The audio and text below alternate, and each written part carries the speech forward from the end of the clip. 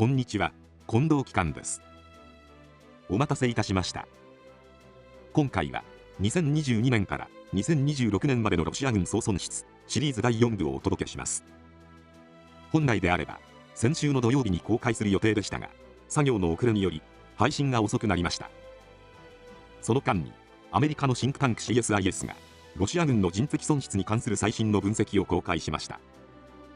CSIS はロシア軍の戦死者を約40万人から45万人、戦死、負傷、行方不明を含む人的損失を約140万人と推定しています。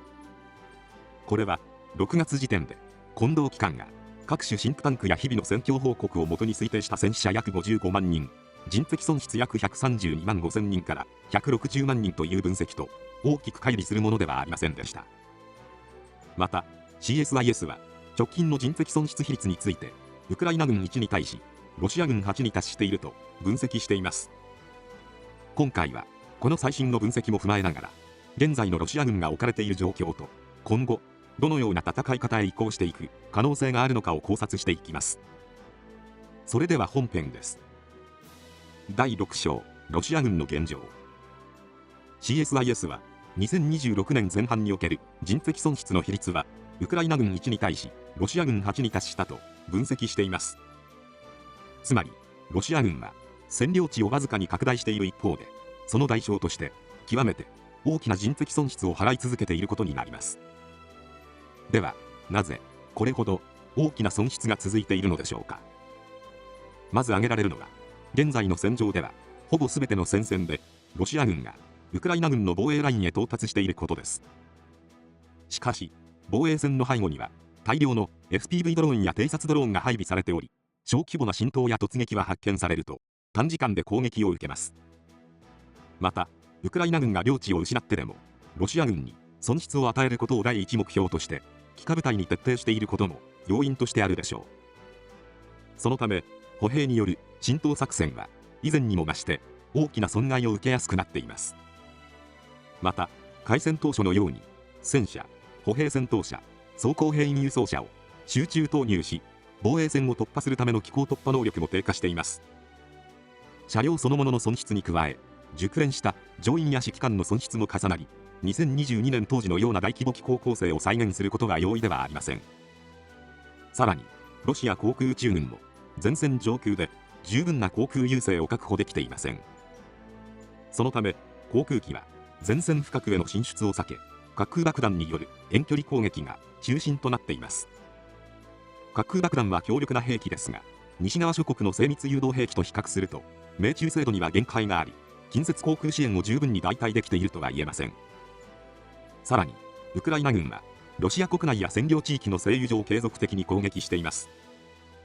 これにより最近では燃料供給へ影響が生じ、ロシア領内各地で燃料不足で長蛇の列となっており、南部戦線では中距離無人機による兵站攻撃も続いています。補給拠点や輸送車両への攻撃が継続することで前線部隊への補給は以前より困難になっています。またクリミアでも燃料不足や電力不足が発生しています。ウクライナ軍はクリミアを孤立させ、政治的な理由でどうしてもクリミアを維持するしかないロシア軍をさらに疲弊させることが狙いと考えられます。クリミアを維持しようとするとロシア軍はさらに膨大な物資を消耗することになります。これらを総合すると現在の戦い方を続ける限りロシア軍が大規模な突破を実現することは容易ではないと考えられます。ドンバス、ルハンシク州、ドネツク州の完全占領によって戦争を終結へ導くという構想も今となっては遠いものとなりつつあります。仮に大量の人員を投入してドンバス地域を無理やり占領しても、今のウクライナ軍は停戦交渉を受け入れてもドンバス割譲などの停戦条件を受け入れることはないでしょう。一方でアメリカもウクライナの粘り強い抗戦と戦況で一定の成果を上げつつあることから姿勢を変えつつあります。それではこの状況を打開するためにロシア軍は今後どのような手を打ってくるのでしょうか。現時点で考えられる可能性は大きく4つあります。1つ目は大規模動員です。現在ロシア国内の軍事ブロガーが SNS で一部の政府関係者の発言として9月の統一地方選挙終了後に大規模動員が行われる可能性を取り沙汰しています。ウクライナ側では当初2026年春にも大規模動員が行われるとの見方がありました。しかし、春になっても大規模動員は実施されず、現在では選挙後に実施されるとの見方が有力になりつつあります。動員規模については、150万人規模との情報もありますが、現時点では確認されておらず、あくまで一部で語られている内容です。仮に大規模動員が実施された場合、新たな部隊を編成し、一定期間の訓練を経た上で、冬季攻勢、あるいは翌年春の大規模攻勢を目指す可能性があります。2つ目は、核戦力による威嚇をさらに強めることです。ロシアは、これまでも核兵器の使用を示唆する発言を繰り返してきました。通常戦力だけでは、戦況を大きく打開できない場合、欧米諸国に対する政治的圧力として、核の先制使用をこれまで以上に前面へ押し出してくる可能性があります。ただし、実際にどこまで踏み込むかは、アメリカ、イギリス、フランスといった核保有国の対応に大きく左右されるでしょう。3つ目は、最も考えたくないシナリオです。それは核兵器の使用です。アメリカがロシアとの全面戦争を覚悟して直接介入する可能性は高くないでしょう。残りは英仏ですが、彼らもロシアの核戦力を相手にしてまで介入する可能性はほぼないでしょう。それを見切ったプーチンが他に打つ手がないと悟った時、実行に移す可能性があります。また、これに合わせて国内では非常事態的な強権統治を進める可能性もあります。国民の反発を抑え込むことも狙いの一つとなるでしょう。4つ目は政治的な停戦です。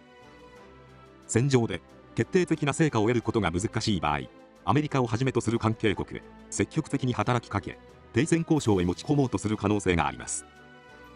ロシアとしては、現在占領している地域を維持したまま停戦を実現できれば、大きな政治的成果となります。しかし、現状、欧州は領土の割譲を伴う停戦を認めておらず、当事者であるウクライナも受け入れていません。このため、現時点では実現の可能性は高くないでしょ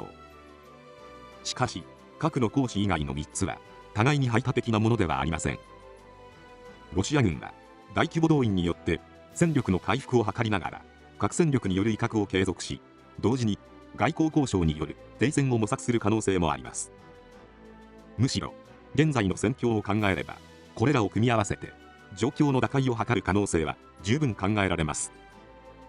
近藤機関では、現在の戦場環境を大きく変えるためには、ロシア軍もこれまでとは異なる戦略的な転換を迫られる局面に入りつつあると考えています。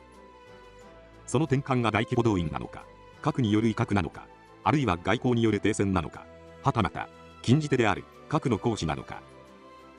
それともこれらを組み合わせた新たな戦略を選択するのか。今後のロシア軍の動向は、戦場だけでなくアメリカやヨーロッパ諸国の対応、そしてウクライナ軍が現在の損害比率を維持できるかどうかにも大きく左右されるでしょう。近藤機関では、今後も公開情報をもとにロシア軍の戦力変化について継続して分析していきます。以上、2022年から2026年までのロシア軍総損失の分析でした。ご視聴ありがとうございました。よろしければチャンネル登録と高評価をお願いいたします。それでは次回もよろしくお願いいたします。